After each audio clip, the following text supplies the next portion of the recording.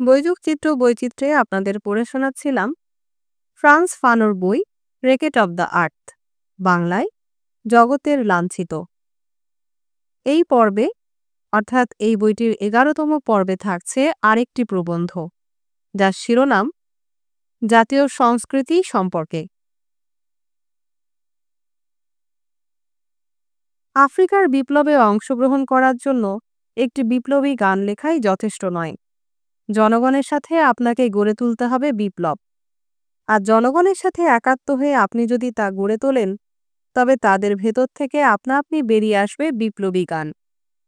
সত্যিকার সাফল্যের জন্য নিজেকে আফ্রিকা ও তার চিন্তা চেতনার জীবন্ত অংশে পরিণত করতে হবে। আফ্রিকার মুক্তি, অগ্রগতি আর সুখ সমৃদ্ধির জন্য যে জনপ্রিয় শক্তিকে পুরোপুরি উদ্বুদ্ধ করা দরকার, তার একটি মৌলিক উপাদান হতে হবে আপনাকে। যে শিল্পী বা বুদ্ধিজীবী আফ্রিকা আর নিপীড়িত মানবতার মহান যুদ্ধের সাথে বিজড়িত এবং পুরোপুরি একাত্ম, যুদ্ধক্ষেত্রের বাইরে তার কোনো ভূমিকা নেই। এখানে একটি টিকা আছে। 1959 সালে রোমে অনুষ্ঠিত কৃষ্ণাঙ্গ লেখক ও শিল্পীদের দ্বিতীয় কংগ্রেসে সংস্কৃতির প্রতিনিধি হিসেবে রাজনৈতিক নেতার শীর্ষক ভাষণ আহম্মদ সেকু তুরের। প্রতিটি প্রজন্মই আপেক্ষিক অস্পষ্টতার মধ্য থেকে নিজেদের লক্ষ্য স্থির করে, তার বাস্তবায়ন ঘটায় অথবা তার প্রতি বিশ্বাসঘাতকতা করে। অনুন্নত দেশগুলোতে পূর্ববর্তী প্রজন্মগুলো একই সাথে উপনিবেশবাদের ক্ষয়করণকে প্রতিহত করেছে এবং আজকের সংগ্রামকে চূড়ান্ত পর্যায়ে পৌঁছে দিতেও সাহায্য করেছে। এখন যেহেতু আমরা যুদ্ধের গভীরে অবস্থিত, আমাদের পূর্বপুরুষদের ভূমিকাকে খাটো করে দেখার অথবা তাদের নীরবতা এবং নিষ্ক্রিয়তাকে না বোঝার ভান করার অভ্যাস পরিত্যাগ করতে হবে আমাদের। তাদের যে অস্ত্রশস্ত্র ছিল, তাই নিয়ে তারা যথাসাধ্য সংগ্রাম করেছে। আন্তর্জাতিক প্রেক্ষাপটে তাদের সংগ্রাম যদি ধ্বনিত না হয়ে থাকে, তবে বুঝতে হবে যে এই স্তব্ধতার কারণ তাদের বীরত্বের অভাব নয়, বরং মৌলিকভাবে আমাদের যুগের ভিন্নতর আন্তর্জাতিক পরিস্থিতি। আজকে যে আমরা শক্ত মাটিতে পা রাখতে পেরেছি, বিজয় সম্পর্কে নিশ্চিত হতে পেরেছি, তার জন্য একাধিক ভূমিপুত্রকে ঘোষণা করতে হয়েছে, অনেক হয়েছে, আর নয়। একাধিক কৃষক অভ্যুত্থানকে গুড়িয়ে যেতে হয়েছে, একাধিক প্রতিবাদের আয়োজনকে দলিত হতে হয়েছে। যেহেতু আমরা উপনিবেশবাদের কোমর ভেঙে দেবার সিদ্ধান্ত নিয়েছি, আমাদের ঐতিহাসিক মিশন হচ্ছে সমস্ত বিদ্রোহ, সমস্ত মরণপণ যুদ্ধ, রক্তের নদীতে নিমজ্জিত সমস্ত অসফল প্রচেষ্টা থেকে প্রেরণা লাভ করা। একটি জাতির দাবির বৈধতার জন্য যে সকল সমস্যাকে মৌলিক বলে ধরে নেওয়া হয়, এই অধ্যায়ে আমরা তা আলোচনা করব। অবশ্যই স্বীকার্য যে রাজনৈতিক দল যারা জনগণকে সংগঠিত করে, কদাচিৎ তারা এই বৈধতার সমস্যা নিয়ে মাথা ঘামায়। চলমান বাস্তবতা থেকে রাজনৈতিক দলগুলোর অভিযাত্রা, এই বাস্তবতা, এই কঠিন অবস্থা যা নরনারীদের বর্তমান ও ভবিষ্যতের ওপর চেপে বসেছে, তার নামেই তারা কর্মসূচি নির্ধারণ করে। রাজনৈতিক দলগুলো জাতির দোহাই দিয়ে অত্যন্ত জ্বালাময়ী ভাষায় জনগণকে আহ্বান জানাতে পারে। কিন্তু প্রণিধানযোগ্য বিষয় হচ্ছে এই যে, যারা এসব বক্তৃতা শুনছে, তারা সাদামাটাভাবে বোঝে যে যদি বেঁচে থাকতে হয় তবে তাদেরকে যুদ্ধ করতেই হবে। আজকে আমরা জানি যে জাতীয় সংগ্রামের প্রথম পর্বে অর্থনৈতিক তত্ত্বকে সামনে ঠেলে দিয়ে উপনিবেশবাদ জাতীয় দাবি দেওয়াগুলোকে নিরস্ত করতে চেষ্টা করে। প্রাথমিক দাবিগুলো উত্থাপন করার সাথে সাথে উপনিবেশবাদ সেগুলো বিবেচনা করে দেখার ভান করে, লোক দেখানো বিনয়ের সাথে স্বীকার করে যে অঞ্চলটি ব্যাপক অনুন্নতিতে ভুগছে, যার জন্য বিরাট অর্থনৈতিক এবং সামাজিক উদ্যোগ গ্রহণ প্রয়োজন। এবং বাস্তবে এমন ঘটে যে কিছু কিছু চমকপ্রদ কর্মকাণ্ড, উদাহরণস্বরূপ বিভিন্নভাবে স্থাপিত বেকারদের কর্মসংস্থানের কিছু কেন্দ্র, জাতীয় সচেতনতার দানা বেঁধে ওঠার ব্যাপারটিকে কয়েক বছর পিছিয়ে দেয়। কিন্তু কিছুদিন আগে বা পরেই হোক, উপনিবেশবাদ উপলব্ধি করতে পারে যে অর্থনৈতিক ও সামাজিক সংস্কারের যে প্রকল্প উপনিবেশিত জনগণের আশা-আকাঙ্ক্ষাকে তৃপ্ত করতে পারবে, তাকে বাস্তবায়িত করা তাদের সাধ্যের বাইরে। এমনকি খাদ্য সরবরাহের ব্যাপারেও উপনিবেশবাদ তার সহজাত অক্ষমতাকে প্রমাণ করে। উপনিবেশবাদী দেশ অচিরেই আবিষ্কার করে যে শুধু অর্থনৈতিক প্রশ্নে জাতীয়তাবাদী দলগুলোকে নিরস্ত করতে হলে উপনিবেশগুলোতে তাদের যা করতে হবে তা হচ্ছে নিজ দেশে তারা যা করতে অস্বীকার করেছে তার বাস্তবায়ন ঘটানো। এটা কোনো দৈব ঘটনা নয় যে আজ প্রায় সর্বত্র কার্টিয়ারবাদ প্রসার লাভ করছে। কার্টিয়ারের তত্ত্ব আমাদের মোহমুক্তি আর তিক্ততার কারণ ঘটায়। ফ্রান্সকে অনেক মুখের গ্রাস জোগাড় করতে হবে, অথচ তার নিজের দেশেই অনেক লোক অভাব অনটনের মধ্যে দিনানিপাত করছে। এ দুয়ের সম্পর্ক টানার ব্যাপারে ফ্রান্স এককাট্টা। তাই যখন ঔপনিবেশিক পদ্ধতিকে নিঃস্বার্থ সাহায্য এবং সহযোগিতার কর্মসূচিতে রূপান্তরিত করার কথা বলা হয়, তখন উপনিবেশবাদ এক অসম্ভব পরিস্থিতির সম্মুখীন হয়ে পড়ে। কথা বলে আরেকবার কালক্ষেপ করার প্রয়োজন নেই যে দাসত্বের তণ্ডুলের চাইতে মর্যাদার অভুক্ত উদর অনেক বেশি শ্রেয়। অপরপক্ষে আমাদেরকে নিঃসন্দিহান থাকতে হবে যে উপনিবেশবাদ উপনিবেশিত জনগণের জন্য এমন একটি বৈশ্বিক অবস্থা গড়ে তুলতে পারবে না যাতে তারা অর্থাৎ জনগণ তাদের মানমর্যাদার ব্যাপারটা ভুলে থাকবে। যখন উপনিবেশবাদ ধরতে পারে যে তাদের সামাজিক পুনর্গঠনের কৌশল ব্যর্থ হচ্ছে, দেখা যায় যে তারা আবার আশ্রয় নিচ্ছে পূর্ববর্তী কৌশলের, পুলিশি ব্যবস্থা জোরদারকরণ, সৈন্য আনয়ন এবং সন্ত্রাসের রাজত্ব কায়েম করা। এগুলো তাদের মনস্তত্ত্বের সাথে পুরোপুরি সঙ্গতিপূর্ণ। রাজনৈতিক দলগুলোর ভেতর থেকে এবং অধিকাংশ ক্ষেত্রে তাদের শাখা প্রশাখাগুলো থেকে উপনিবেশিত জনগোষ্ঠীর সংস্কৃতিবান পুরুষদের আবির্ভাব ঘটে। এই সকল ব্যক্তির কাছে জাতীয় সংস্কৃতির দাবি এবং সেই সংস্কৃতির অস্তিত্বের জোরালো সমর্থন হচ্ছে বিশেষ সংগ্রামের ক্ষেত্র। যখন রাজনীতিবিদরা প্রাত্যহিক ঘটনাবলীর আলোকে নিজেদের কর্মকাণ্ড পরিচালনা করেন, সংস্কৃতিবান পুরুষেরা যখন নিজেদেরকে স্থাপন করেন ইতিহাসের প্রেক্ষাপটে, দেশীয় বুদ্ধিজীবীরা যখন উপনিবেশবাদীদের প্রাক ঔপনিবেশিক বর্বরতা তত্ত্বের পাল্টা দাঁতভাঙা জবাব দেওয়ার আয়োজন করে, উপনিবেশবাদ তখন সামান্যই ভ্রুক্ষেপ করে, খুব অল্পই বিচলিত বোধ করে। কারণ তরুণ উপনিবেশিত বুদ্ধিজীবীরা যে সকল ধ্যান ধারণা তুলে ধরতে চান, ঔপনিবেশিক দেশের বিশেষজ্ঞদের কাছে তা অনেক আগে থেকেই সুপরিচিত।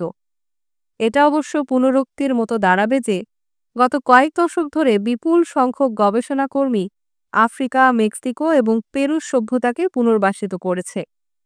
দেশীয় বুদ্ধিজীবীরা যে প্রচণ্ড আবেগের সাথে তাদের জাতীয় সংস্কৃতির সপক্ষে দাঁড়ান, তা অনেকের বিহ্বলতার কারণ হতে পারে। কিন্তু যারা এই উচ্ছ্বাসের বাড়াবাড়িকে নিন্দা করেন অভিনব তৎপরতার সাথে, তারা ভুলে যান যে তাদের নিজেদের আত্মা এবং অস্তিত্ব খুবই সুবিধাজনক উপায়ে ফরাসি অথবা জার্মান সংস্কৃতির আশ্রয়ে সুরক্ষিত, যেগুলো তাদের স্থায়িত্বের প্রমাণ দিয়েছে এবং যারা অপ্রতিদ্বন্দ্বী। বাস্তবতার নিরিখে আমি একথা মেনে নিতে রাজি আছি যে এজটেক সভ্যতার অস্তিত্ব আজকের মেক্সিকোর কৃষকের খাবারের থালায় বড় কোনো পরিবর্তন আনে না। সোংহাইরা অর্ধভুক্ত, অশিক্ষিত, খালি হাতে খালি চোখে তারা কঠিন বাস্তবতার মুখোমুখি দাঁড়িয়ে। স্বীকার্য যে সোংহাই সভ্যতার তাবৎ প্রমাণ এই অবস্থা পাল্টে দেবে না।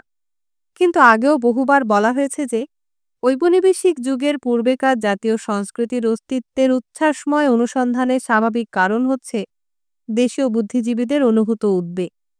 পাশ্চাত্য সংস্কৃতিতে পদে পদে তলিয়ে যাবার ভয় আছে, তা থেকে সরে আসতে হবে। এই উষ্ণ মস্তিষ্ক জ্বালা জর্জরিত লোকজন উপলব্ধি করতে পারে যে জীবন ফুরিয়ে যাচ্ছে, দিন দিন তারা নিজেদের জনগণ থেকে দূরে সরে যাচ্ছে।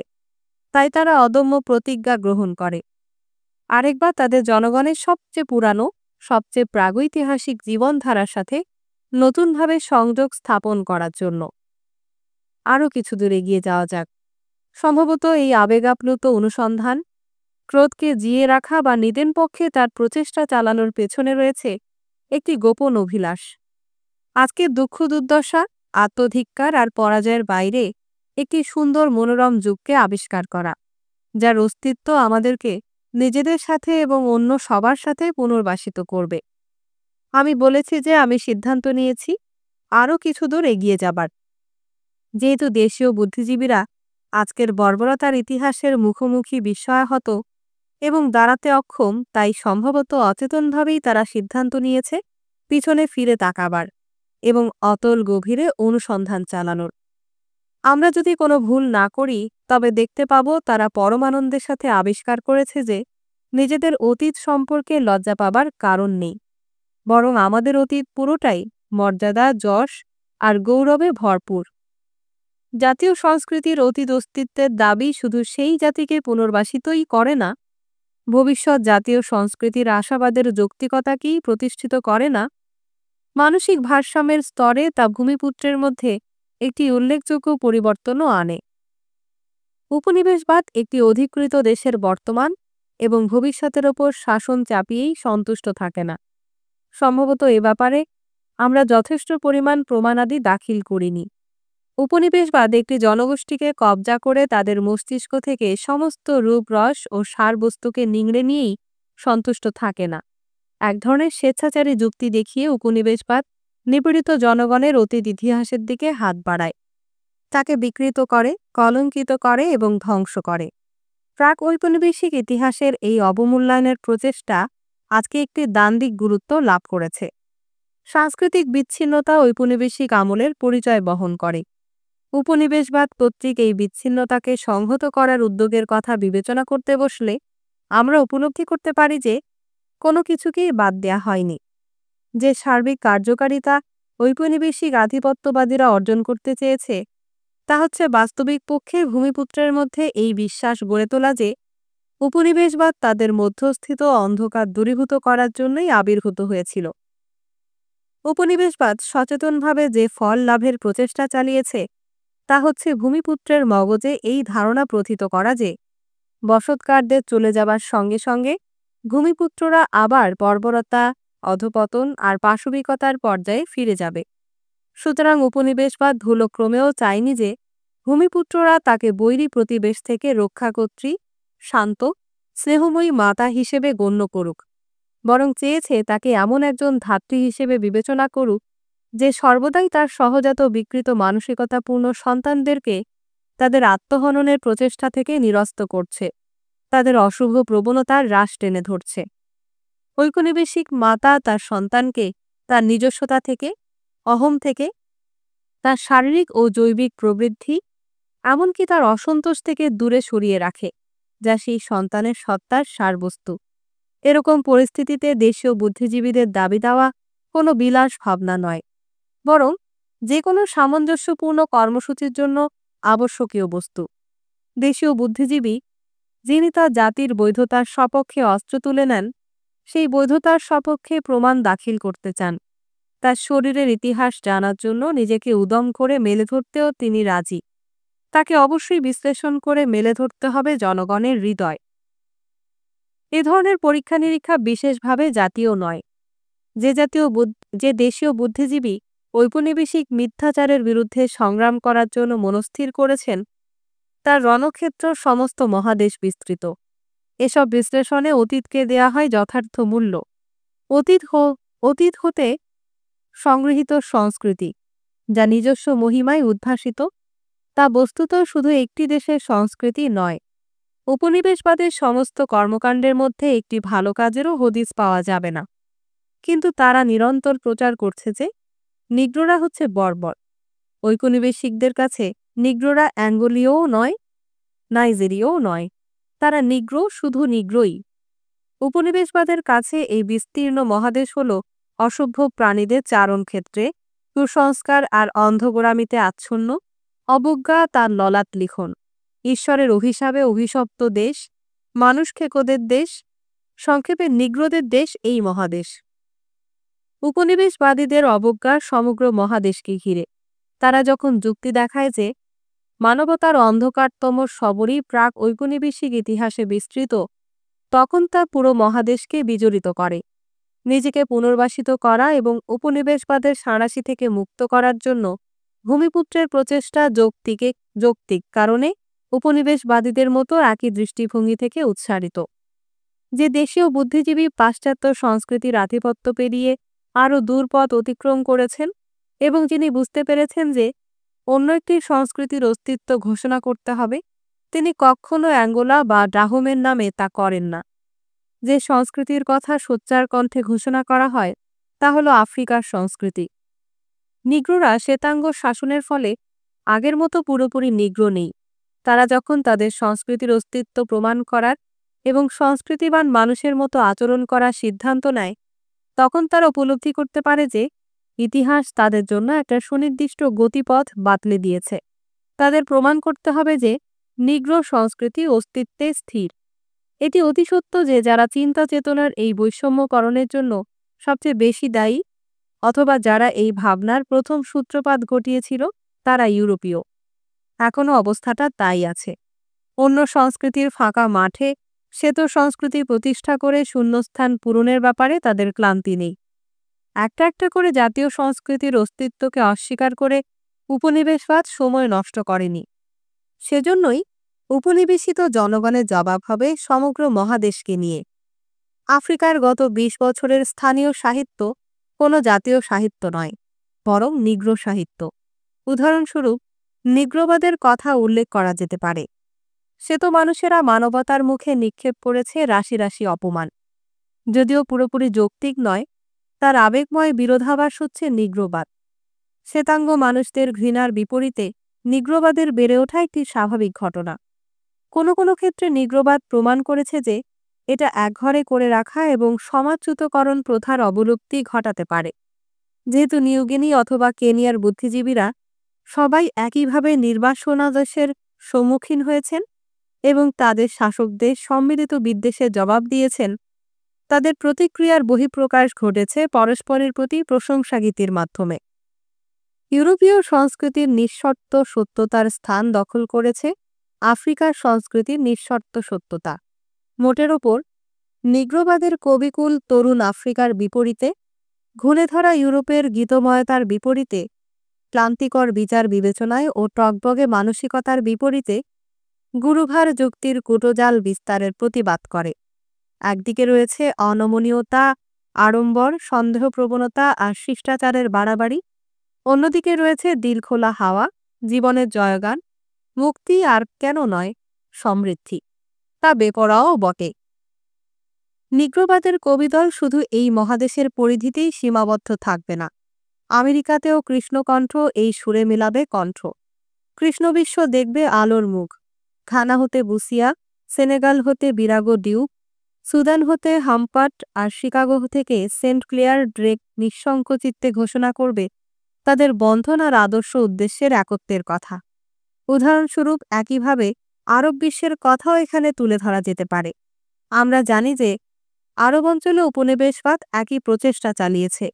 ভূমির জনগোষ্ঠীর মনের গভীরে এই ধারণা প্রথিত করেছে যে উপনিবেশবাদের আগমনের পূর্বে তাদের ইতিহাস ছিল বর্বরতার তাণ্ডব নৃত্য। আজকে সেখানে জাতীয় মুক্তি সংগ্রামের সাথে যুক্ত হয়েছে ইসলামের পুনর্জাগরণ নামে একটি সাংস্কৃতিক প্রপঞ্চ। সম্প্রতি আরব লেখকবৃন্দ আধিপত্যবাদীদের মিথ্যাচারের জবাবে প্রচণ্ড আবেগের সাথে তাদের জনগণকে স্মরণ করিয়ে দেন ইতিহাসের সেই বিখ্যাত আমলগুলোর কথা। আফ্রিকার সভ্যতার মতোই সমউৎসাহে তারা মসিলিপ্ত করেছে আরবি সাহিত্যে সুমহান ব্যক্তিবর্গকে, গৌরবদীপ্ত অতীত আরব সভ্যতাকে। দ্বাদশ হতে চতুর্দশ শতাব্দীব্যাপ্ত গৌরবোজ্জ্বল দারুল ইসলামের যুগে ফিরে যেতে চেয়েছে আরব নেতৃবৃন্দ। আজকে রাজনৈতিক ক্ষেত্রে আরব লীগ অতীত ঐতিহ্যকে আত্মস্থ এবং পরিপূর্ণ করার সংকল্পকে স্পষ্ট রূপ দিচ্ছে। আরবীয় ডাক্তার, আরবীয় কবিবৃন্দ সীমান্তের পারাপারে একে অন্যের সাথে সম্পর্ক স্থাপন করেছে। তারা একটি নতুন আরব সংস্কৃতি, নতুন আরব সভ্যতা গড়ে তোলার কঠোর সংগ্রামে নিয়োজিত। আরববাদের নামেই এসব ব্যক্তি জমায়েত হচ্ছে এবং যৌথ চিন্তাভাবনার প্রচেষ্টা চালাচ্ছে। যাই হোক, দেখা যাচ্ছে যে আরব বিশ্বের সর্বত্র জাতীয় চেতনা বেঁচে আছে, এমনকি ঔপনিবেশিক আধিপত্যের মধ্যেও। জীবনের যে উন্মাদনা আফ্রিকা হতে নির্বাসিত, আরব বিশ্বে তা বর্তমান। অপরপক্ষে বলা যায় যে আফ্রিকার আন্দোলনে সবার মধ্যে যে সহজ মেলামেশা রয়েছে, আরব লীগে তা অনুপস্থিত।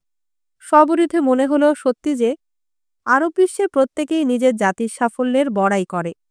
আফ্রিকান বিশ্বের বৈশিষ্ট্য হচ্ছে সাংস্কৃতিক কর্মকাণ্ডে ভিন্নতার অনুপস্থিতি। অপরপক্ষে আরব বিশ্ব লক্ষ্য অর্জনের জন্য সর্বদা সম্মিলিত উদ্যোগ গ্রহণ করে না। চলমান সংস্কৃতি জাতীয় সংস্কৃতি নয়, বরং আরব সংস্কৃতি। সমস্যাটা এখনও জাতীয় সংস্কৃতি অর্জনের নয়, জাতীয় ভিন্নতার আন্দোলন গড়ে তোলার নয়, বরং আসল সমস্যা হচ্ছে আধিপত্যবাদী শক্তি সর্বব্যাপী নিন্দাবাদের মুখোমুখি দাঁড়িয়ে একটি আফ্রিকান বা আরবীয় সংস্কৃতি গড়ে তোলা। আরবের মতো আফ্রিকান বিশ্বেও আমরা দেখতে পাই যে উপনিবেশিত দেশে সংস্কৃতিবান পুরুষদের দাবি সর্বব্যাপী, সারা মহাদেশকে ঘিরে এবং বিশেষ করে আরবদের ক্ষেত্রে সারা বিশ্বকে ঘিরে। আফ্রিকান সংস্কৃতির লোকজন এক ঐতিহাসিক দায়িত্বে নিয়োজিত। তাদেরকে ব্যক্ত করতে হবে আফ্রিকার চিন্তা চেতনা। জাতীয় সংস্কৃতির চেয়ে আফ্রিকার সংস্কৃতিকে তুলে ধরতে হবে অধিকতর উৎসাহে। এই প্রয়োজন তাদেরকে চোরাগলির অন্ধকারে নিয়ে যেতে চাইবে। উদাহরণস্বরূপ, আফ্রিকান সাংস্কৃতিক সমাজের কথা ধরা যাক। আফ্রিকান বুদ্ধিজীবীরা এই সমাজ প্রতিষ্ঠা করেছিল একে অপরকে জানার জন্য, পরস্পরের গবেষণা কর্মের ফসল যাচাই করার জন্য।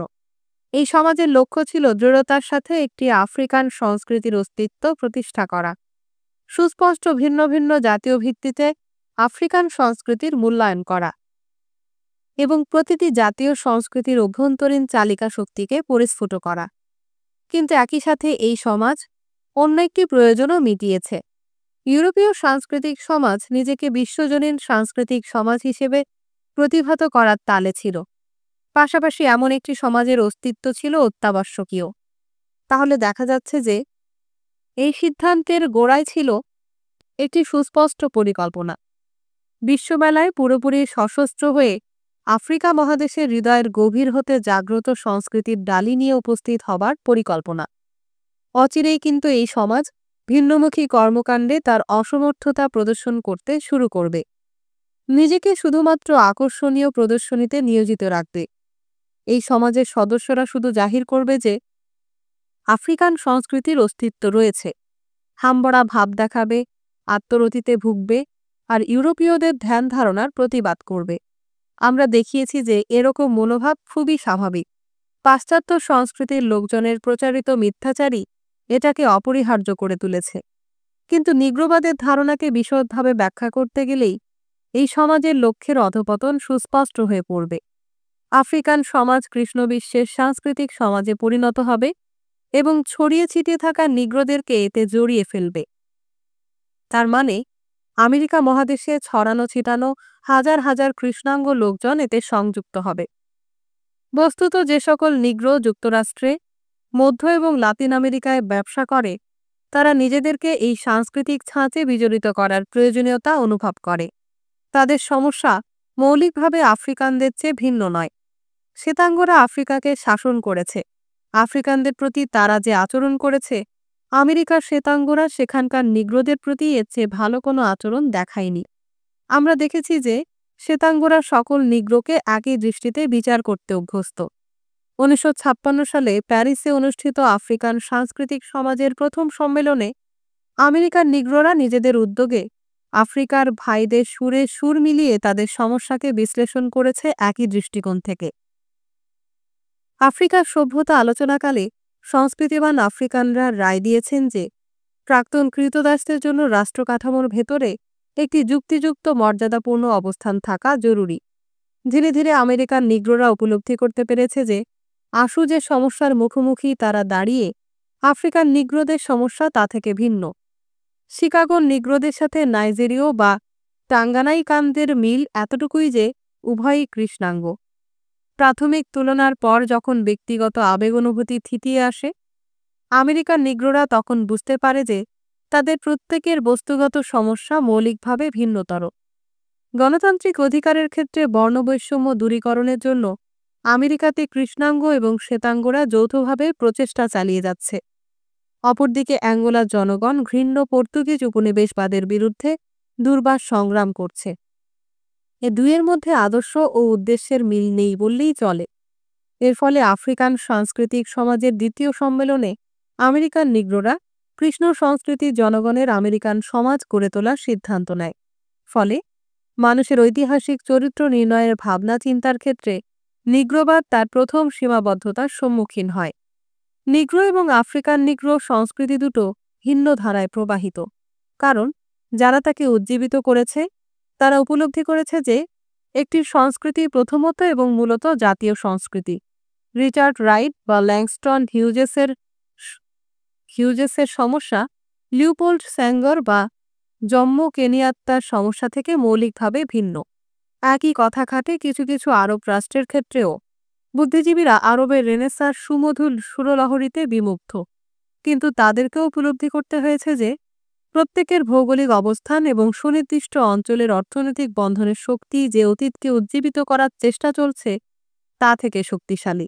দেখা যায় যে অতীতের পথ ধরে আরব রাষ্ট্রগুলো এমন কিছু কিছু সমাজের সাথে গ্রথিত যেগুলো চরিত্রগত দিক থেকে ভূমধ্যসাগরীয়। বাস্তবিক পক্ষে এই সকল রাষ্ট্র আধুনিককালে ভিন্ন রূপ লাভ করেছে। ব্যবসা বাণিজ্যের নতুন চ্যানেলের কাছে তাদের নতি স্বীকার করতে হয়েছে, অথচ আরব ইতিহাসের সুমহান যুগে যে বাণিজ্যিক সম্পর্কের জটাজাল ছিল খুবই শক্তিশালী, আজকে তা বিলুপ্ত। তদুপরি বাস্তব অবস্থাটা এমন দাঁড়িয়েছে যে কিছু কিছু আরব রাষ্ট্রের রাজনৈতিক গড়ন এত বেশি ভিন্নতর এবং পরস্পরের ধ্যান ধারণার মধ্যে এত বেশি ব্যবধান যে এই সকল রাষ্ট্রের মধ্যে সাংস্কৃতিক মিলনও অর্থহীন। ফলে আমরা দেখতে পাই যে উপনিবেশিত দেশগুলোতে সময় সময় বিদ্যমান সাংস্কৃতিক সমস্যা ভয়ানক অস্পষ্টতা সৃষ্টি করতে পারে। নিগ্রোদের সংস্কৃতির অভাবের কথা আমরা অহরহই শুনছি উপনিবেশবাদের মুখে। আরবদের মধ্যেও রয়েছে সহজাত নৃশংসতা। সুতরাং যে সাংস্কৃতিক কর্মকাণ্ড শুধু জাতীয়ই নয়, মহাদেশীয়ও এবং প্রচণ্ডভাবে বর্ণবাদীও বটে, তার বহিঃপ্রকাশ ঘটলে ধরে নেওয়া যেতে পারে যে আমাদের উল্লসিত হবার সময় এসেছে। আফ্রিকাতে সংস্কৃতিমনা পুরুষদের আন্দোলন নিগ্রো আফ্রিকান সংস্কৃতি বা আরব মুসলিম সংস্কৃতির আন্দোলন, তা বিশেষভাবে জাতীয় সংস্কৃতির আন্দোলন নয়। উত্তরোত্তর তার সংস্কৃতির দৈনন্দিন ঘটনাবলীর সাথে সম্পর্কহীন হয়ে পড়ছে, আশ্রয় নিচ্ছে গনগনে আবেগের অগ্নিকুণ্ডলীর পাশে। এরপরই তা পা বাড়াবে তার অভীষ্ট লক্ষ্যে। সংস্কৃতিকে ফুলে ফলে সমৃদ্ধ করতে হলে, তার ভারসাম্য বজায় রাখতে হলে, তাকে সুসামঞ্জস্যপূর্ণ করতে হলে এটাই একমাত্র পথ। যদিও দেশীয় বুদ্ধিজীবীর কর্মকাণ্ড ঐতিহাসিকভাবে সীমাবদ্ধ, তবুও রাজনীতিবিদদের ক্রিয়াকর্ম তুলে ধরার এবং তার যথার্থতা প্রতিপাদন করার ক্ষেত্রে তাদের অবদান বিপুলভাবে সাহায্য করে। সত্যি যে দেশীয় বুদ্ধিজীবীরা অনেক সময় ভক্তিবাদী বা ধর্মপ্রবণ হয়ে থাকেন, কিন্তু আমরা যদি এই মনোভাবের যথার্থ ব্যাখ্যা করতে চাই তাহলে দেখতে পাব যে এই মনোভাব বিপদ সম্পর্কে তাদের উপলব্ধি চরিত্র নির্দেশ করে। সর্বদাই তাদের ভয়, শেষ নোঙ্গরও ছেড়ে যেতে হচ্ছে, জনগণ থেকে তারা দূরে সরে যাচ্ছে। জাতীয় সংস্কৃতির প্রতি এই ব্যক্ত বিশ্বাস আদতে শক্ত মাটিতে পা রাখার জন্যে যে কোনো কিছুকে আঁকড়ে ধরার প্রচেষ্টা বই কিছু নয়। নিজেদের মুক্তি নিশ্চিত করার জন্য এবং শ্বেতাঙ্গদের সংস্কৃতির আধিপত্য থেকে মুক্তি পাবার জন্য ভূমিপুত্ররা ফিরে তাকায় তাদের অতীতের দিকে, তাদের অজ্ঞাত উৎসের দিকে, এবং চরম মূল্যে হলেও নিজেদেরকে বিলিয়ে দিতে চায় বর্বর লোকজনের মাঝে। ভূমিপুত্র উপলব্ধি করে যে সে হচ্ছে বহু স্ববিরোধিতার জীবন্ত ভূত এবং এমন ভয় আছে যে সেগুলো আর কাটিয়ে ওঠা যাবে না। যে চোরাবালি তাকে গিলে খাবে এবং সব কিছু সাবার করবে, তাকে ছিঁড়ে ছুঁড়ে সে বেরিয়ে আসে। যদিও তার দেহ ও আত্মা দুইই তাকে খোয়াতে হবে, তবু সে মনে মনে স্থির করে সবকিছুকে ঠিক বলে মেনে নেবে, সবকিছুকেই স্বীকার করে নেবে। ভূমিপুত্র দেখতে পায় যে সকল মানুষের কাছে সবকিছুর জন্য তাকেই জবাবদিহি করতে হয়। সে শুধু নিজেকে তার জনগণের অতীতের সোচ্চার সমর্থক হিসেবে পরিগণিত করেই ক্ষান্ত নয়, নিজেকে জনগণের একজন বলে গণ্য করতেও রাজি। এখন থেকে সে তার অতীতের কাপুরুষতার প্রতি বিদ্রূপ করতেও পিছপা হয় না। সম্পর্কের এই বিচ্ছিন্নকরণ যদিও বেদনাদায়ক এবং কষ্টসাধ্য, তবু এর প্রয়োজন রয়েছে। যদি তা না করা হয় তাহলে গভীর মানসিক ক্ষতি স্বীকার করতে হবে, আর পড়ে রবে ঠিকানাহীন, লক্ষ্যহীন, বর্ণহীন, অস্তিত্বহীন এবং শিকড়হীন মানুষজন, এক দেবতার জাতি। প্রায়ই শোনা যাবে কোনো কোনো ভূমিপুত্র ঘোষণা করছে, আমি একজন সেনেগালীয় এবং একজন ফরাসি হিসেবে বলছি, একজন আলজেরীয় এবং একজন ফরাসি হিসেবে বলছি। যে বুদ্ধিজীবী যুগপৎ আরবীয় এবং ফরাসি অথবা নাইজেরীয় এবং ইংরেজ এরকম দুটি জাতীয়তা গ্রহণ করার প্রয়োজনীয়তার সম্মুখীন, তিনি যদি নিজের প্রতি বিশ্বস্ত থাকতে চান তবে তাকে এই দুইয়ের একটিকে অস্বীকার করতে হবে। কিন্তু অধিকাংশ ক্ষেত্রেই যেহেতু এই বুদ্ধিজীবীরা বাছবিচার করতে পারেন না বা তা করতে চান না, ফলে তারা তাদের চরিত্রের সমস্ত ঐতিহাসিক নির্ধারকগুলোকে একত্রে গুলিয়ে ফেলেন এবং পরিশেষে মূলত একটি সার্বজনীন দৃষ্টিভঙ্গি গ্রহণ করেন। ব্যাপারটা ঘটার পেছনে কারণও রয়েছে। দেশীয় বুদ্ধিজীবীরা আসলে পাশ্চাত্য সংস্কৃতি গিলেছে গোগ্রাসে। অবস্থাটা অনেকটা পোষ্য সন্তানদের মতো। মনের মধ্যে নিরাপত্তার ভাবনা দানা না বাঁধা পর্যন্ত পোষ্য সন্তান যেমন নতুন পারিবারিক কাঠামোকে খুঁটিয়ে খুঁটিয়ে দেখতে থাকে, দেশীয় বুদ্ধিজীবীরাও তেমন পাশ্চাত্য সংস্কৃতিকে নিজের দেখতে চায়। তারা বেরালে, দিদেরো, শেক্সপিয়ার এবং এডগার এলেন পোর সন্ধান পেয়েই সন্তুষ্ট নয়। বুদ্ধিমত্তা দিয়ে তাদেরকে তারা যথাসাধ্য আয়ত্তও করতে চেষ্টা করে। নিঃসঙ্গ ছিল না সেই রমণী, প্রবল প্রতাপান্বিত পতি ছিল তার, যে পারত অনর্গল বলে যেতে রেসিন আর কর্নেইলের লাইন, ভলতেয়ার আর রুশো, ভিক্টর হুগো আর মুসে, জিদ আর ভ্যালেরিনের বারবার বহুবার। ট্রেনে জেপেস্তের সবরের মুখোমুখি। এই মুহূর্তে যখন জাতীয়তাবাদী দলগুলো জাতীয় স্বাধীনতার নামে জনগণকে সংগঠিত করছে, দেশীয় বুদ্ধিজীবীরা তখন অবজ্ঞা ভরে সকল উত্থাপিত অভিযোগ দূরে ঠেলে দিচ্ছে। কিন্তু অব্যবহিত পরেই তারা উপলব্ধি করতে পারছে যে নিজ দেশে তারা পরবাসী হয়ে পড়েছে। আদতে সবসময়ই প্রত্যাখ্যান করার চাইতে প্রত্যাখ্যানের দাবি অনেক বেশি সহজ। যে বুদ্ধিজীবী সাংস্কৃতিক মাধ্যমের ভেতর দিয়ে পাশ্চাত্য সভ্যতায় অনুপ্রবেশ করেছেন, যিনি ইউরোপীয় সংস্কৃতির অঙ্গ হিসেবে নিজেকে সংযুক্ত করেছেন, অন্য কথায় যিনি নিজের সংস্কৃতির বদলে অন্য একটি সংস্কৃতিকে গ্রহণ করেছেন, তিনি উপলব্ধি করতে পারেন যে নিজেকে মৌলিক বলে প্রতিভাত করতে হলে একটি দেশীয় সংস্কৃতির ছাঁদকে গ্রহণ করতে হবে। কিন্তু এই সংস্কৃতি তাকে এমন ব্যক্তিত্বের সন্ধান দিতে পারবে না যারা আধিপত্যবাদী শক্তির সভ্যতার মহাপুরুষদের সাথে সংখ্যায় বা মর্যাদায় তুলনীয়। যদিও পাশ্চাত্যের লোকেরা তাদের নিজস্ব স্বার্থে আফ্রিকার ইতিহাস লিখেছে, তবু তা মাঝে মাঝে আফ্রিকার অতীতের কিছু কিছু আমলের গৌরবোজ্জ্বল দিক নির্দেশ করে। কিন্তু আজকের মাতৃভূমির মুখোমুখি দাঁড়িয়ে এই মহাদেশের ঘটে যাওয়া ঘটনাবলী যাকে বুদ্ধিজীবীরা আপন করে নিতে চান, সেগুলোকে সুস্পষ্টভাবে এবং নির্বিকার চিত্তে পর্যবেক্ষণ করে তারা তার অন্তঃশ্বাস শূন্যতা, তার অধঃপতন এবং নৃশংসতা লক্ষ্য করে শঙ্কিত হয়ে পড়েন। তাদের উপলব্ধি ঘটে যে শ্বেত সংস্কৃতি থেকে বেরিয়ে আসতে হবে, অন্যত্র সর্বত্র খুঁজতে হবে সংস্কৃতি। শাসক শক্তি সংস্কৃতির মতো বিস্তৃত এবং মহিমান্বিত সংস্কৃতির সারবস্তুর সন্ধান যদি দেশীয় বুদ্ধিজীবীরা না পান, তবে প্রায় ক্ষেত্রেই তারা আঁকড়ে ধরেন ভাবাবেগ, গড়ে তোলেন এমন একটি মনস্তত্ত্ব যা অতিমাত্রায় স্পর্শকাতরতা আর সন্দেহ প্রবণতা দ্বারা নিয়ন্ত্রিত।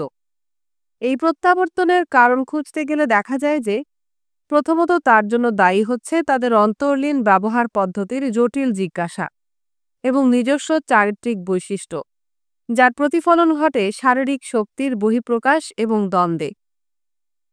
চিন্তা চেতনার মুক্তির এই পর্যায়কে যে দেশীয় বুদ্ধিজীবীরা মূর্ত করে তুলছে, তাদের স্টাইল সম্পর্কে এ ব্যাখ্যাই যথেষ্ট। তাদের স্টাইল এক ধরনের কাঠখোট্টা স্টাইল, রূপক কণ্টকিত। কারণ রূপক হচ্ছে অপসারণীয় সেতুর মতো, যা অচেতন শক্তিকে চারদিকের মাঠে ঘাটে ছড়িয়ে পড়তে সাহায্য করে। এই স্টাইল চেতনায় বলিষ্ঠ, ছন্দে ছন্দে জীবন্ত, ফেটে পড়া জীবনের ছন্দে আন্দোলিত, বর্ণে বর্ণে রঞ্জিত। এই স্টাইল সুকঠিন, রোদে পোড়া এবং সহিংস। এই স্টাইল সেই সময় পাশ্চাত্য লোকজনকে হতবাক করেছিল।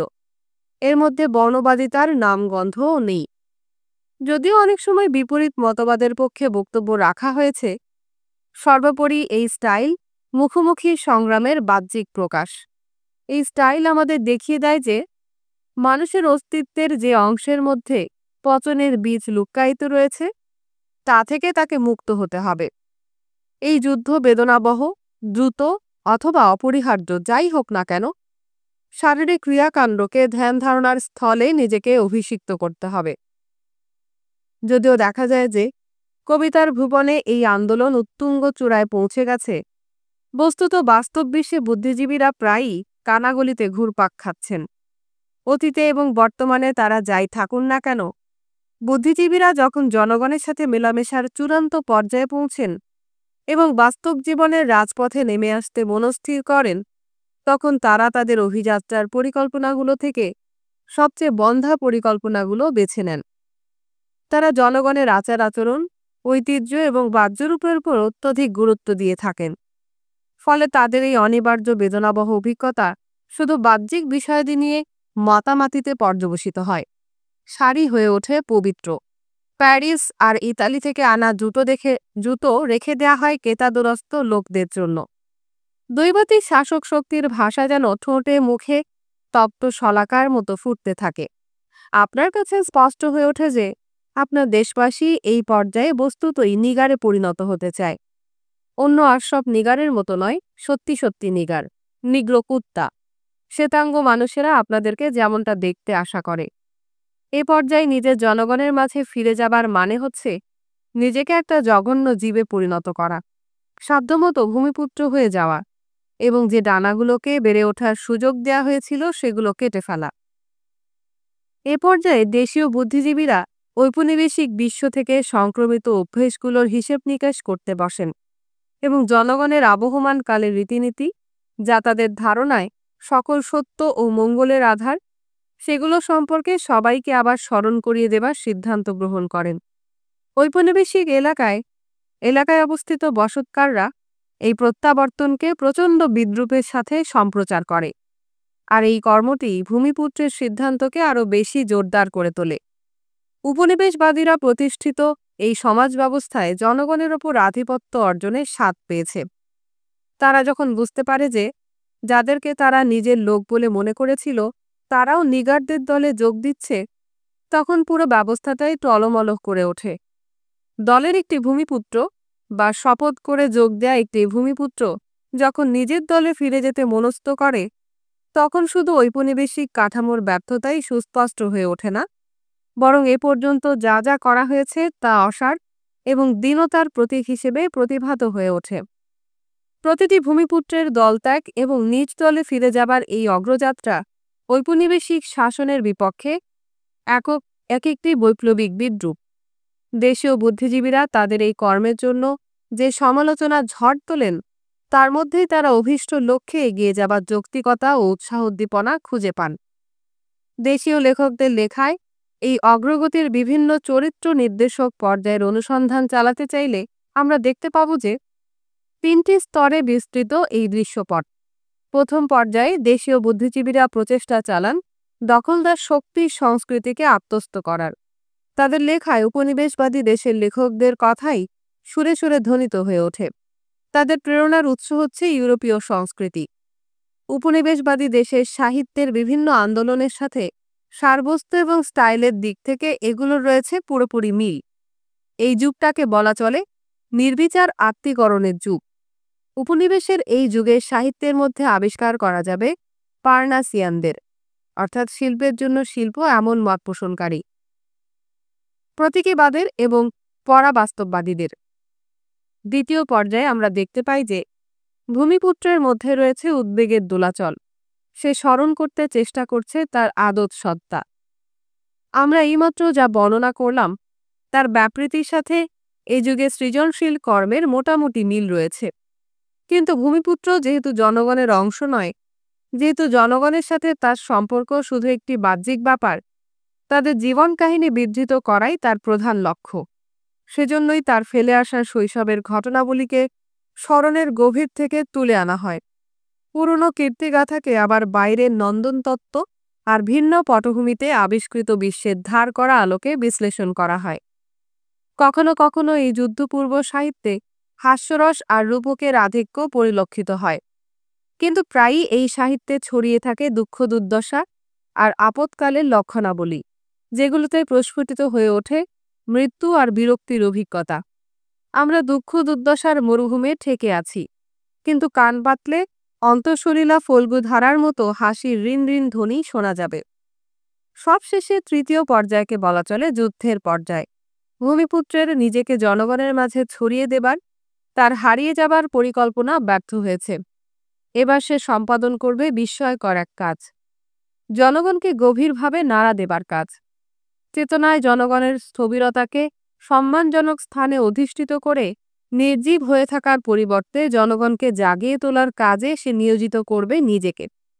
এভাবেই জন্ম নেয় যুদ্ধের সাহিত্য, বিপ্লবী সাহিত্য আর জাতীয় সাহিত্য। জেলে থাকা অবস্থায় অথবা ফাঁসি কাষ্ঠে ঝুলবার পূর্বে মানুষ এক অস্বাভাবিক পরিস্থিতির মুখোমুখি দাঁড়ায়। সেই সময় যারা জীবনে এক কলম লেখারও সুযোগ স্বপ্ন দেখেনি, তারাও জাতির উদ্দেশ্যে কিছু বলার প্রয়োজনীয়তা বোধ করে। রূপ দিতে চায় জনগণের বুক চেরা ভাষাকে, হতে চায় নতুন বাস্তবতার মুখপাত্র। দুদিন আগে বা পরেই হোক, দেশীয় বুদ্ধিজীবী উপলব্ধি করতে পারেন যে সংস্কৃতি দিয়ে একটি জাতির অস্তিত্ব প্রমাণ করা যায় না, বরং দখলদার শক্তির বিরুদ্ধে জনগণের যুদ্ধ দিয়েই তুলে ধরতে হয় জাতীয় অস্তিত্ব। কোনো দখলকৃত অঞ্চলের সাংস্কৃতিক অস্তিত্বহীনতার বাস্তবতার মধ্যে ঔপনিবেশিক শক্তি তাদের আধিপত্যের যৌক্তিকতা খোঁজে না। উপনিবেশবাদের চোখের সামনে স্বল্প পরিচিত সাংস্কৃতিক সম্পদ তুলে ধরলেই তারা লজ্জায় রক্তিম হয়ে উঠবে না। দেশীয় বুদ্ধিজীবী একটি সংস্কৃতিকে গড়ে তোলার কাজে গভীরভাবে নিয়োজিত, কিন্তু তিনি বুঝতে পারেন না যে যে ভাষা, যে টেকনিককে তিনি কাজে লাগাচ্ছেন তা আগন্তুকদের কাছ থেকে ধার করা। এসব টেকনিক এবং ভাষার ওপর স্বদেশী ছাপ মেরেই তিনি সন্তুষ্ট থাকতে চান। হাস্যকর প্রচেষ্টা, এটা পরগাছা বৃত্তিরই নামান্তর। যে বুদ্ধিজীবী সাংস্কৃতিক ক্ষেত্রে কৃতিত্ব প্রদর্শনের পর জনগণের মধ্যে ফিরে আসেন, তিনি প্রত্যাবর্তনের পর বস্তুত বিদেশিদের মতো আচরণ করে থাকেন। জনগণের কাছাকাছি পৌঁছে গেছেন তা প্রমাণ করার জন্য তাদের গেয় কথাবার্তা ব্যবহারেও দেশীয় বুদ্ধিজীবীর দ্বিধা থাকে না। কিন্তু দেশীয় বুদ্ধিজীবীর চিন্তা চেতনা আর অভীষ্ট লক্ষ্যের সাথে জনগণের চেতনার বিদ্যমান দেশীয় বাস্তবতার কোনোই মিল নেই। বুদ্ধিজীবীরা যে সংস্কৃতির দিকে ঝুঁকে পড়েন তা প্রায়ই খোলস নিয়ে মাতামাতি বই কিছু নয়। তিনি নিজেকে জনগণের মাঝে সম্পৃক্ত করতে চান, কিন্তু তিনি আঁকড়ে থাকেন তাদের বহিরাবরণ। নিভৃতে বয়ে চলেছে যে জীবন প্রাচুর্যময় আর সর্বদা গতিশীল, তারই ছায়া শুধু এই বহিরাবরণ। গণমানুষের এই চরম অবধারিত নিস্পৃহতা দেখে মনে হয় এটাই তাদের চরিত্র, কিন্তু আসলে যে মৌলিক সারবস্তু তাদের প্রাণ, যা প্রতিনিয়ত বদলে চলেছে, তাকে নির্বিকার চিত্তে প্রায়ই সামঞ্জস্যহীনভাবে আত্মস্থ করে চলছে তারা। কিন্তু সংস্কৃত লোকজন এই সারবস্তুকে অনুসন্ধান করার পরিবর্তে আকৃষ্ট হয়ে পড়ে তার ক্ষুদ্র ক্ষুদ্র বাহ্যিক অংশের দ্বারা, যেগুলো ইতোমধ্যেই মমিতে পরিণত হয়েছে। এই ক্ষুদ্রাংশগুলো স্থবির বলেই নৈয়র্থতা আর জরাজীর্ণতার প্রতীক। সংস্কৃতি কখনো শুধু প্রচলিত রীতিনীতির প্রতিচ্ছবি নয়।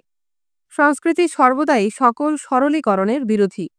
প্রচলিত রীতিনীতি সংস্কৃতির মৌলিকত্বের বিরোধীও বটে, কারণ তা সংস্কৃতির অবনতির কারণ ঘটায়। নিজেকে ঐতিহ্যের সাথে যুক্ত করা বা পরিত্যক্ত ঐতিহ্যকে পুনরুজ্জীবিত করার মানে শুধু ইতিহাসের উল্টো স্রোতে সাঁতার কাটাই নয়, তা জনগণের বিরুদ্ধাচরণও বটে। যখন কোনো জনগোষ্ঠী কট্টর উপনিবেশবাদের বিরুদ্ধে সশস্ত্র বা রাজনৈতিক সংগ্রাম শুরু করে, তখন ঐতিহ্যের মর্মার্থ বদলে যায়। অতীতে নিষ্ক্রিয় প্রতিরোধের আমলে যে সকল কলাকৌশল গড়ে উঠেছিল তা এই পর্যায়ে প্রচণ্ডভাবে নিন্দিত হতে পারে। অনুন্নত দেশগুলোতে সংগ্রামকালে ঐতিহ্য বস্তুত একটি দোলাচলের মধ্যে অবস্থান করে এবং বহির্মুখী শক্তি দ্বারা নিয়ন্ত্রিত হয়। সেজন্যই বুদ্ধিজীবীদের সেকেলে হয়ে পড়ার ভয় থাকে। যে লোকজন সশস্ত্র সংগ্রাম পরিচালনা করেছে তারা বক্তৃতাবাজিতে ভুলবার পাত্র নয়।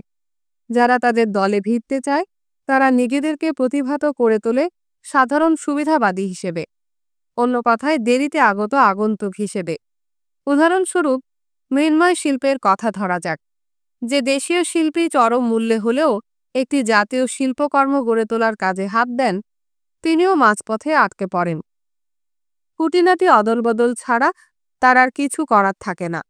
এসব শিল্পী যদিও ভালোভাবেই আধুনিক টেকনিক আয়ত্ত করেছেন এবং সাম্প্রতিক শিল্পকলা ও স্থাপত্য শিল্পের প্রধান প্রধান আন্দোলনে অংশগ্রহণ করেছেন, তবুও তারা পৃষ্ঠ প্রদর্শন করেন বিদেশি সংস্কৃতিকে এবং অনুসন্ধান করেন সত্যিকারের জাতীয় সংস্কৃতির। জাতীয় শিল্পের অপরিবর্তনীয় নীতিমালাকে তারা উচ্চ মূল্য দিয়ে থাকেন। কিন্তু এসব সংস্কৃত মানুষ ভুলে থাকেন তাদের জনগণের ভাবনার গড়ন। বাইরে থেকে আগত ধ্যান ধারণা তথ্যাবলী, নতুন টেকনিক, ভাষা এবং পোশাক আশাকের কথা, যা জনগণের বুদ্ধিমত্তাকে পুনর্গঠিত করেছে এবং করছে।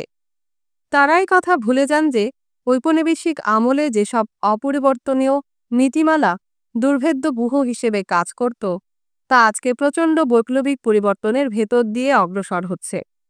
যে শিল্পী জাতির বাস্তবতাকে তুলে ধরতে চান, তাকেও দেখা যায় স্ববিরোধী কাজ করতে।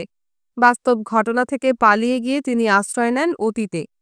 শেষ পর্যন্ত তিনি আঁকড়ে ধরতে চান পরিত্যক্ত ধ্যান ধারণা, তার খোলস এবং পুঁতিগন্ধময় লাশ, চিরতরে স্থবির হয়ে যাওয়া জ্ঞান বিজ্ঞান। কিন্তু যে দেশীয় বুদ্ধিজীবী খাঁটি শিল্পকর্ম রচনায় আগ্রহী, তাকে অবশ্যই উপলব্ধি করতে হবে যে মূলত একটি জাতির সত্যিকারের চরিত্র হচ্ছে তার বাস্তবতা। জাতির চরম অবস্থা যতক্ষণ না তিনি অনুধাবন করতে পারবেন, ততক্ষণ চলবে তার অভিযাত্রা। সেই চরম উত্তেজনাময় অবস্থা থেকেই ভবিষ্যতের পথের রেখা উদ্ভাসিত হবে।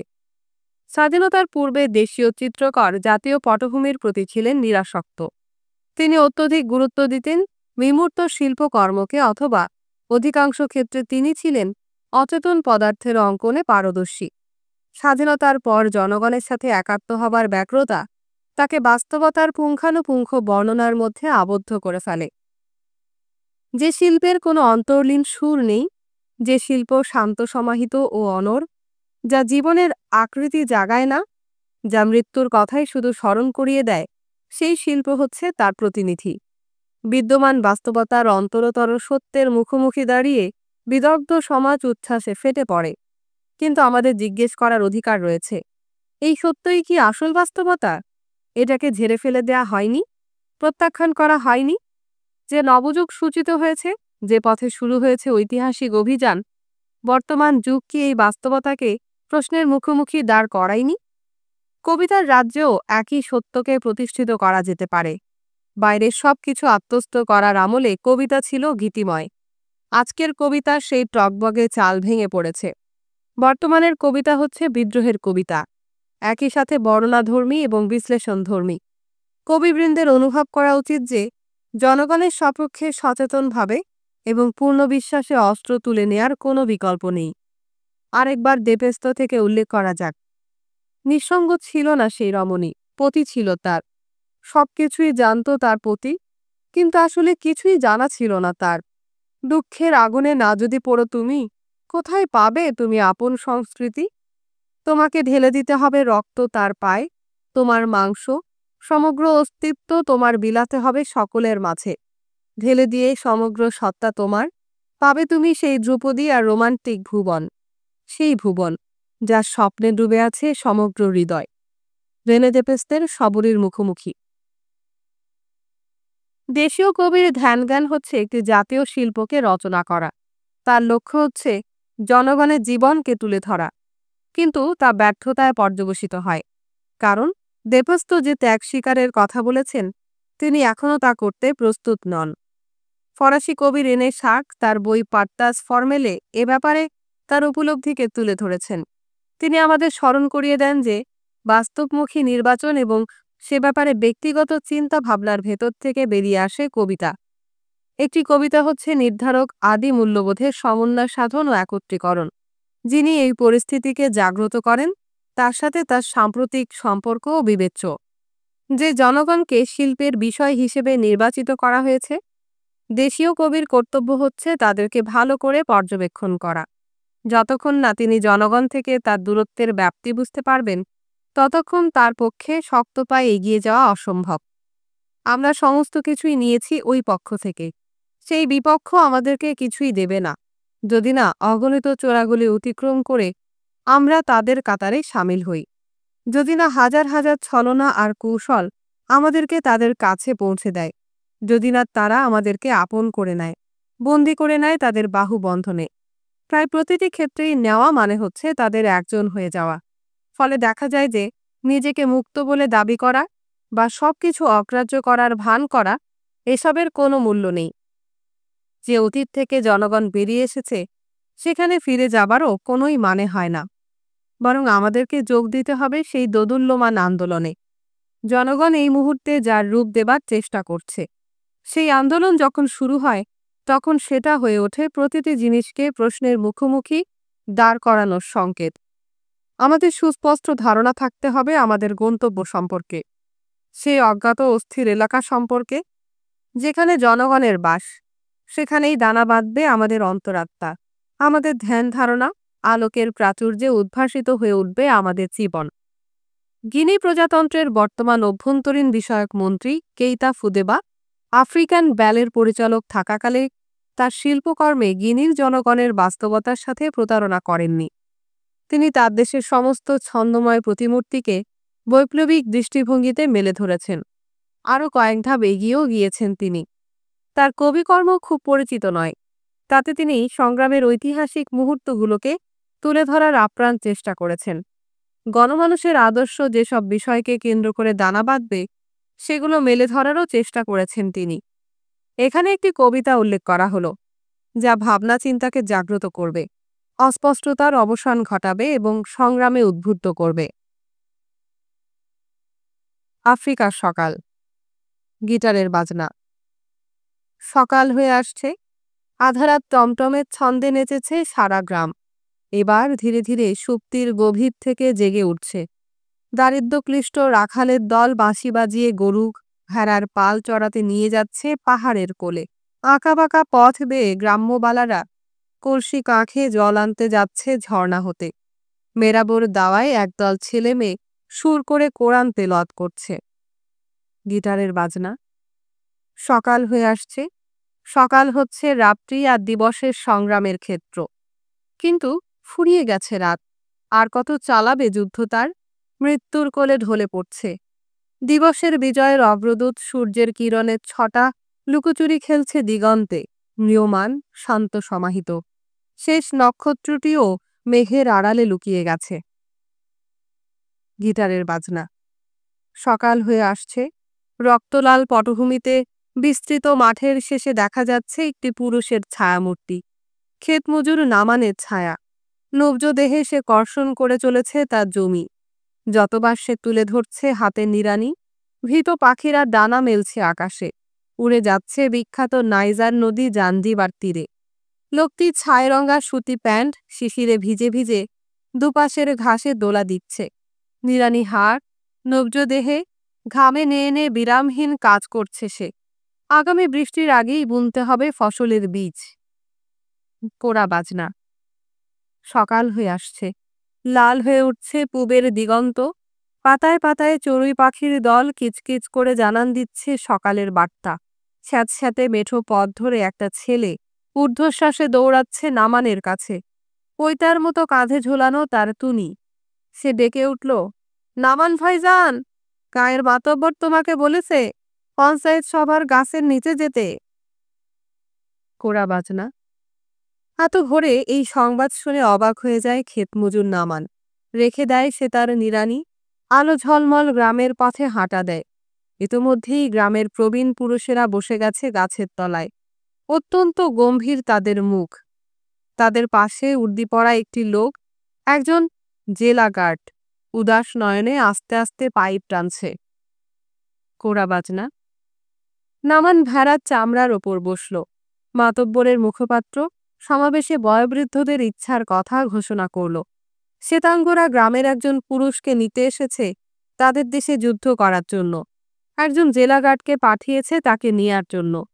মাতব্বর সবার সাথে পরামর্শ করে সিদ্ধান্ত নিয়েছেন যে আমাদের গোষ্ঠীর সবচেয়ে ভালো প্রতিনিধিকে পাঠানো হবে, যাতে করে সাদা মানুষদের কাছে সাহসের পরিচয় দিতে পারে সে, যে সাহস আমাদের গোষ্ঠীর বৈশিষ্ট্য। গিটার বাজনা। নামান চিহ্নিত হয়ে গেল।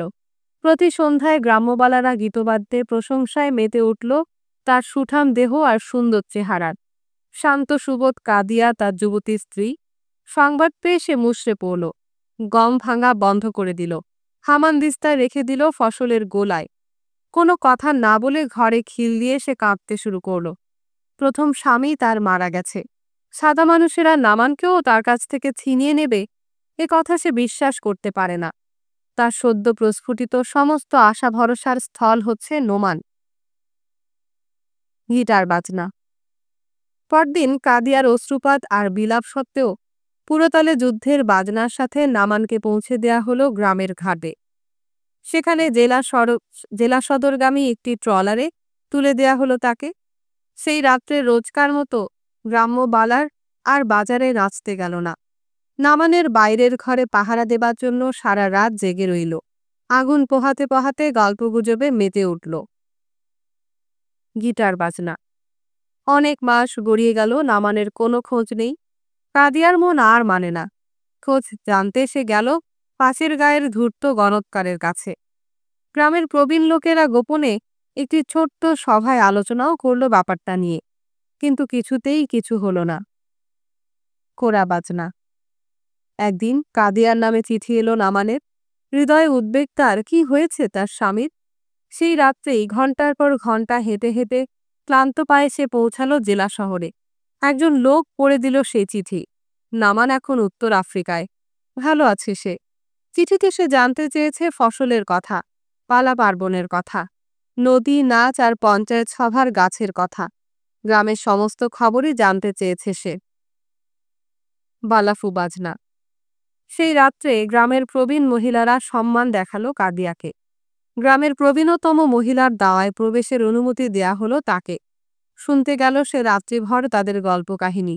গায়ের মাতব্বররাও খুশি হলো নামানের খবর পেয়ে। আশেপাশের গায়ের ভিখিরিদের ডেকে পেট পুড়ে খাওয়ালো। বালাফু বাজনা। কয়েক মাস কেটে গেল, কোনো খবর নেই নামানের। আবারও উদ্বেগে কাটে সবার দিন। গণৎকারের কাছে যাবে কিনা ভাবছে কাদিয়া। তখনই এলো নামানের দ্বিতীয় চিঠি। কর্সিয়া আর ইতালি পেরিয়ে নামান এখন জার্মানিতে। পদক লাভের সম্মান পেয়েছে সে। বালাফু বাজনা। পরের বার এলো শুধু একটি পোস্ট কার্ড। লেখা আছে তাতে, নামান এখন জার্মানদের যুদ্ধবন্দী। এই চিঠি সারা গায়ে বেদনার ছায়া বিছিয়ে দিল।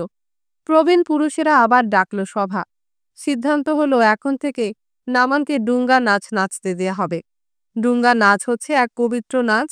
এ নাচ শুধু তাদেরকেই নাচতে দেয়া হয় যারা অসাধারণ বীরত্ব অর্জন করেছে। ডুঙ্গা নাচ হচ্ছে মালি সম্রাটের নাচ, যার প্রতিটি ভঙ্গি মালি নরগোষ্ঠীর ইতিহাসের একটি পর্যায়। কাদিয়া সান্ত্বনা পেল এই ভেবে যে তার স্বামীকে জাতীয় বীর হিসেবে সম্মান দেয়া হয়েছে। গিটার বাজনা। সময় গড়িয়ে যায়, বছরের পর বছর যায়। নামান এখনো জার্মানিতে। তার আর কোনো চিঠি পৌঁছে না গায়ে। গিটার বাজনা। এক সুন্দর প্রভাতে গায়ের মাতব্বর ডাকাত থেকে খবর পেল যে নামান শীঘ্রই বাড়ি ফিরছে। টমটম বেজে উঠল সারা গায়ে। সকাল অবধি চলল নাচ গান। নামানের অভ্যর্থনার জন্য গায়ের বালারা রচনা করল নতুন গান। প্রবীণ পুরুষেরা যারা ডুঙ্গার ভক্ত, তারা গোষ্ঠীর এই বিখ্যাত নাচের কথা কিছুই বলল না তাদের। টমটম। কিন্তু 1 মাস পর নামানের প্রাণের বন্ধু কর্পোরাল মাউসা কাদিয়াকে লিখল এক বেদনাবহ চিঠি। সকাল হয়ে আসছিল। আমরা তখন তিয়ারো সুক মেতে। ডাকারের শ্বেতাঙ্গ অফিসার আর আমাদের মধ্যে বিরোধের এক পর্যায়ে একটা গুলি এসে লাগে নামানের বুকে। সেনেগালের মাটিতে এখন ঘুমিয়ে আছে নামান। গিটার বাজনা। হ্যাঁ, সকাল হয়ে আসছে। সূর্যের প্রথম রশ্মি সমুদ্রের বুক ছুঁয়ে যাচ্ছে। ঢেউয়ের চূড়ায় চূড়ায় মুক্তার বিন্দুর মতো ঝলমল করছে সকালের আলো। মৃদুমন্দ বাতাসে পাম গাছের ডালেরা নুইয়ে আছে সমুদ্রের পানে। সকালের যুদ্ধ দেখে যেন গভীর বেদনায় ভরে আছে হৃদয় তাদের। দলে দলে উড়ে আসছে কাকের দল। কা কা রবে আশপাশের সবাইকে জানান দিচ্ছে সেই বিয়োগান্ত ঘটনার কথা। তিয়ারোর সকালকে রক্তে রঞ্জিত করেছে যে ঘটনা। সুনীল আকাশে নামানের লাশের ওপর একটি শকুন চক্কর দিচ্ছে বারবার। সে যেন বলছে তাকে, নামান, আমার নামে যে নৃত্য তাতে যোগ দাওনি তুমি, কিন্তু অন্যেরা নাচবে সেই নৃত্য। কোরা বাজনা। এই দীর্ঘ কবিতাটি উল্লেখ করলাম এজন্য যে এর রয়েছে প্রশ্নাতীত শিক্ষণীয় মূল্য। কবিতাটির বিষয়বস্তু খুব স্পষ্ট। একটা দূরদর্শী বক্তব্য রয়েছে এতে। এই কবিতার বোধ শুধু বুদ্ধিবৃত্তির উন্নয়নই সাধন করবে না, রাজনৈতিক চেতনার মানকেও তা উন্নত করবে। এই কবিতাটি উপলব্ধি করার মানে হল একজন মানুষের মানসিক উৎকর্ষকে অনুধাবন করা, তার সাফল্যকে স্বীকৃতি দেয়া এবং অস্ত্রে শান দেয়া। এমন একজন উপনিবেশিত লোক নেই যে এই কবিতার মর্ম বুঝতে পারবে না। এই সেই নামান, যে ইউরোপের যুদ্ধক্ষেত্রের বীর পুরুষ, যে উপনিবেশবাদী দেশের শক্তিকে বৃদ্ধি করেছে, চিরজীবী করেছে। এই সেই নামান পুলিশ তাকে মেশিন গানের গুলিতে হত্যা করেছে এমন একটি সময়ে যখন সে ফিরে এসেছে তার জন্মভূমিতে। আর এটাই হলো 1945-এর সেতিফ। এটাই হলো ফোর্ট লো ফ্রান্স, সাইগন, ডাকার আর লাগোস। সেই সমস্ত নিগার, সেই সমস্ত অধপতিতের দল যারা ফ্রান্সের মুক্তি আর ইংরেজ সভ্যতার জন্য যুদ্ধ করেছে। কেইতো ফুজেবা তার কবিতায় সেই সব বীর পুরুষকে অমর করে গেছেন। কিন্তু কেইতা ফুজেবার দৃষ্টি সুদূর প্রসারী। উপনিবেশিত দেশের ভূমিপুত্রদেরকে যুদ্ধক্ষেত্রে ব্যবহার করার পর উপনিবেশবাদ তাদেরকে কাজে লাগায় স্বাধীনতার আন্দোলনকে নস্যাৎ করার জন্য। উপনিবেশে প্রাক্তন সৈনিকদের অ্যাসোসিয়েশন হচ্ছে সবচেয়ে জাতীয়তাবাদ বিরোধী প্রতিষ্ঠান। কবি কেইতু ফুদেবা গিনি প্রজাতন্ত্রের অভ্যন্তরীণ বিষয়ক মন্ত্রীকে তালিম দিচ্ছেন ফরাসি উপনিবেশবাদের ষড়যন্ত্র নস্যাৎ করার কায়দা। ফরাসি গোয়েন্দা বাহিনী অন্যান্য কায়দা কৌশলসহ প্রাক্তন সৈনিকদেরও কাজে লাগাতে চায় নবীন স্বাধীন গিনি রাষ্ট্রকে ভেঙে দেবার জন্য।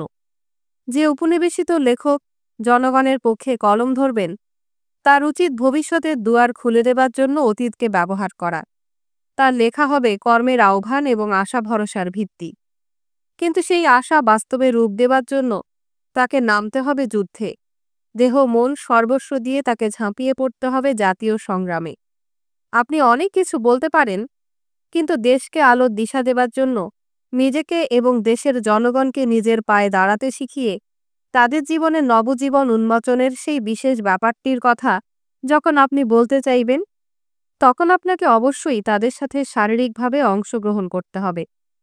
সংস্কৃত দেশীয় পুরুষের দায়িত্ব শুধু তার এবং জাতীয় সংস্কৃতির পারস্পরিক দায়িত্বের ব্যাপার নয়, বরং তা জাতির সমগ্রতার সাথে সম্পর্কিত সর্বব্যাপী দায়িত্ব। সংস্কৃতি একটি জাতির সমগ্রতার একটি দিক মাত্র। সংস্কৃত ভূমিপুত্রকে বাছবিচার করলে চলবে না। তাকে ভাবলে চলবে না কোন স্তরে তিনি সংগ্রাম করতে চান বা কোন সেক্টরে তিনি জাতির জন্য যুদ্ধ করতে প্রস্তুত। জাতীয় সংস্কৃতির যুদ্ধ সর্বাগ্রে একটি জাতির মুক্তির যুদ্ধ। জাতীয় মুক্তি হচ্ছে কাঠামো, যার ওপর গড়ে উঠতে পারে সংস্কৃতির প্রাসাদ। গণমানুষের সংগ্রামের বাইরে সাংস্কৃতিক সংগ্রামের কোনো অস্তিত্ব নাই। উদাহরণস্বরূপ বলা যায় সেই সব নরনারীর কথা যারা আলজেরিয়ায় খালি হাতে ফরাসি উপনিবেশবাদের বিরুদ্ধে সংগ্রাম চালাচ্ছে। তারা কোনো ক্রমেই আলজেরিয়া জাতীয় সংস্কৃতির বাইরে নয়। যুদ্ধ এগিয়ে চলেছে আর আলজেরিয়া জাতীয় সংস্কৃতি ক্রমে ক্রমে রূপ লাভ করছে প্রতিটি জেলখানায়, ফাঁসির মঞ্চে, প্রতিটি অধিকৃত এবং ধ্বংসপ্রাপ্ত ফরাসি ঘাঁটিতে। উপনিবেশবাদের মিথ্যাচার এবং ক্ষতিকর প্রচেষ্টাকে প্রতিহত করতে হলে আমাদেরকে অতীতের কোলে সঙ্গবদ্ধ বিষয়াবলী খুঁজলে চলবে না। জনগণের সাথে একই তালে কাজ করতে হবে। আমাদের সংগ্রাম চালিয়ে যেতে হবে ভবিষ্যৎকে নির্মাণ করার জন্য।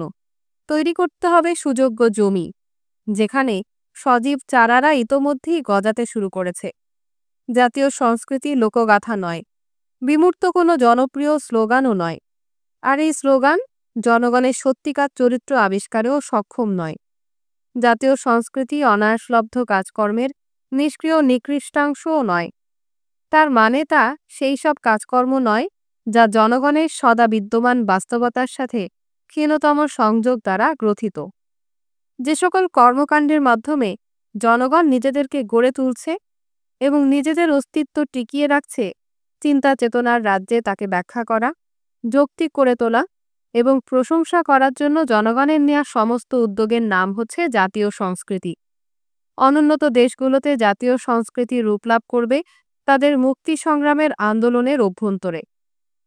আফ্রিকান সংস্কৃতির পুরুষরা যারা আফ্রিকান নিগ্রো সংস্কৃতির নামে যুদ্ধ করছে এবং এই সংস্কৃতির নামে যারা অনেকগুলো সম্মেলন ডেকেছে, আজকে তাদের উপলব্ধি করতে হবে যে তাদের সমস্ত উদ্যোগের অর্থ হচ্ছে জীবন্ত দেবতার বদলে পাথরের পূজা করা। সেনেগাল এবং গিনির জাতীয় সংস্কৃতির কোনো সাধারণ লক্ষ্য নেই, কিন্তু সেনেগালীয় এবং গিনি জাতির একটি সাধারণ নিয়তি রয়েছে। দুটোই ফরাসি উপনিবেশবাদের দখলে। যদি এমনও হয় যে সেনেগাল এবং গিনির জাতীয় সংস্কৃতির রূপ এক এবং অভিন্ন, তবু এই দুই জনগোষ্ঠীর শাসকবর্গ তাদের সমস্যা একই দৃষ্টিভঙ্গি থেকে বিচার করবে না। তা সেটা স্বাধীনতার সমস্যাই হোক, ট্রেড ইউনিয়নের প্রশ্নই হোক বা অর্থনৈতিক অসুবিধাই হোক।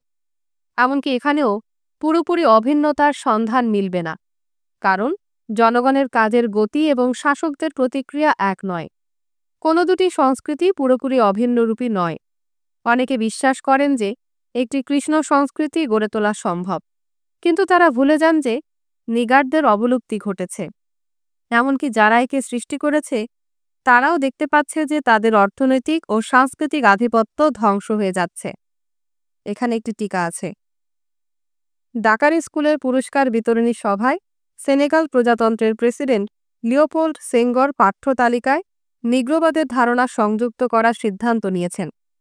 ঐতিহাসিক কারণ অনুসন্ধান যদি এই সিদ্ধান্তের পিছনে কাজ করে থাকে তাহলে কিছুই বলার থাকে না, কিন্তু অপরপক্ষে কৃষ্ণ সচেতনতা গড়ে তোলার জন্য যদি এই সিদ্ধান্ত নেওয়া হয়ে থাকে তবে তা ইতিহাসের প্রতি পৃষ্ঠ প্রদর্শনে শামিল হবে, কারণ ইতিহাস ইতোমধ্যেই মেনে নিয়েছে সংখ্যাগরিষ্ঠ নিগ্রোদের অবলুপ্তির ঘটনা।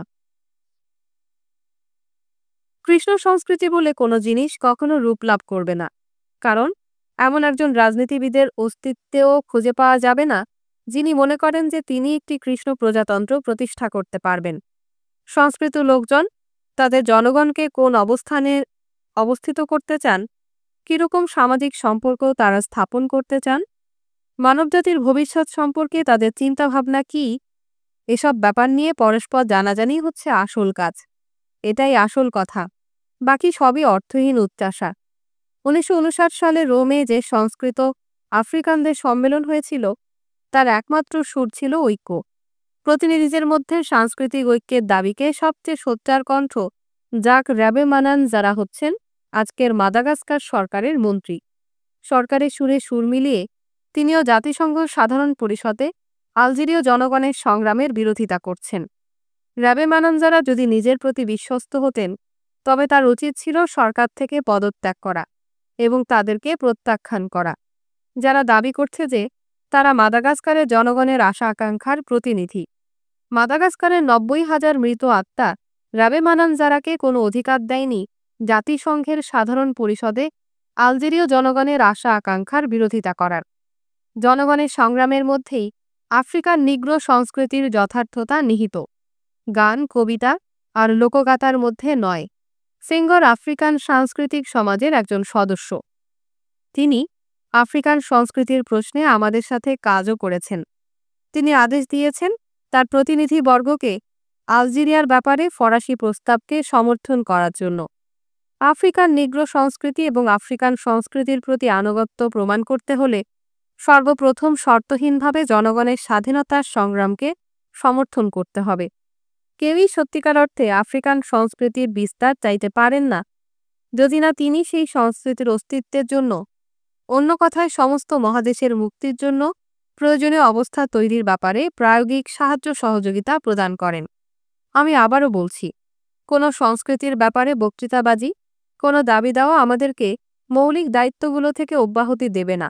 সেগুলো হলো জাতীয় ভূমির মুক্তি, নতুন আঙ্গিকে উপনিবেশবাদের বিরুদ্ধে অব্যাহত সংগ্রাম, সম্মেলনের ঝলমলে গৃহে পরস্পরের পিঠ চাপড়ানোর আনন্দকে অগ্রাহ্য করা।